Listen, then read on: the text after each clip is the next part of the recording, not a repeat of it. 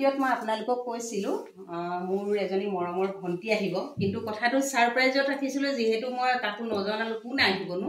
আজি এয়া মোৰ খোৱাৰ টেবুলত মই চিনাকি কৰি দিব নালাগে, যিহেতু অসমৰ সকলোৱে পৰিচিত এগৰাকী মৰম লগা অভিনেত্ৰী মোৰ ভণ্টি মৰমৰ পাপৰি।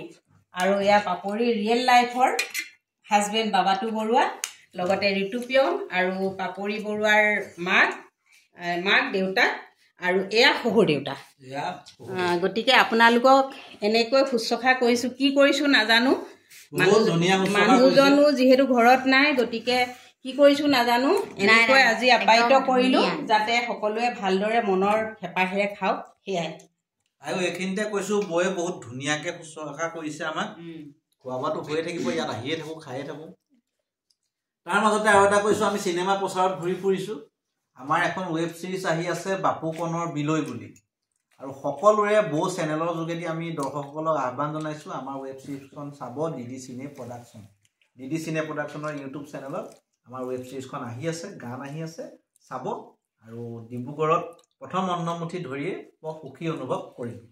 মই অঞ্জলি দাসেও কৈছোঁ যে এই চিৰিয়েলখন যাতে চিৰিজখন যাতে সকলোৱে চাই, ময়ো এটা আহ্বান কৰিছোঁ যাতে সকলোৱে চাই তাইক উৎসাহ প্ৰেৰণা দিয়ক। তাই যিহেতু আমাৰ সকলোৰে মৰমৰ আৰু এজনী জনপ্ৰিয় অভিনেত্ৰী, দেখাটো বেছ ধুনীয়া, অকণমানি মৰম লগা। গতিকে সকলোকে আহ্বান জনাইছোঁ যাতে সকলোৱে এইখন চায়। ধন্যবাদ।